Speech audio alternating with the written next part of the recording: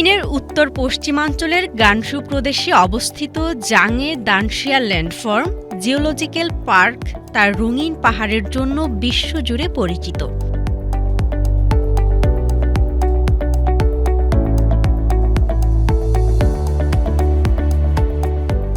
এই পর্বতমালাকে সাধারণত rainbow mountains বলা হয়, কারণ পাহাড়গুলোর গায়ে দেখা যায় নানা রঙের স্তর, যা দূর থেকে রংধনুর মতো দেখায়।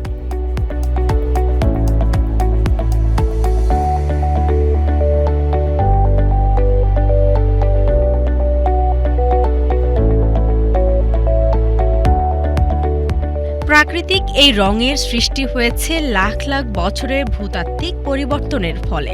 বিশেষজ্ঞদের মতে বিভিন্ন ধরনের খনিজ ও পাথরের স্তর দীর্ঘ সময় ধরে চাপ, তাপ ও ক্ষয়ের প্রভাবে এমন রঙিন আকৃতি তৈরি করেছে।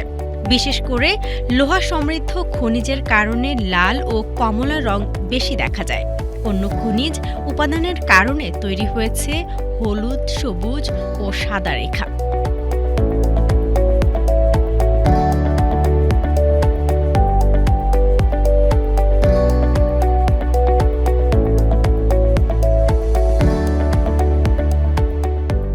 প্রায় ২৪ মিলিয়ন বছর আগে শুরু হওয়া ভূতাত্ত্বিক প্রক্রিয়ার ফল হিসেবে এই পাহাড়গুলোর বর্তমান রূপ গড়ে ওঠে বলে ধারণা করা হয়।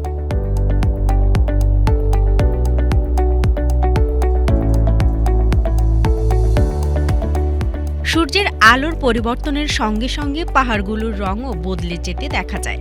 ভোর ও সূর্যাস্তের সময় রঙগুলো আরও উজ্জ্বল হয়ে ওঠে, যা পর্যটকদের কাছে সবচেয়ে আকর্ষণীয় দৃশ্যগুলোর একটি।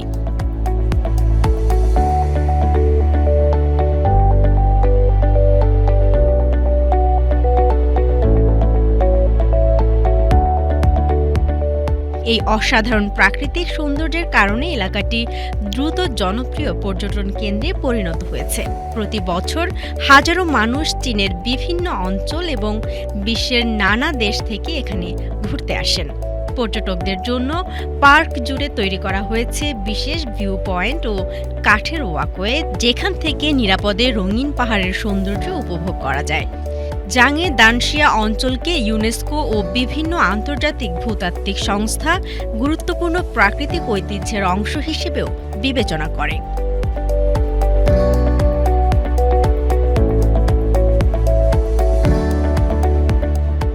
রেইনবো মাউন্টেন্স পৃথিবীর ভূতাত্ত্বিক ইতিহাসের জীবন্ত উদাহরণ।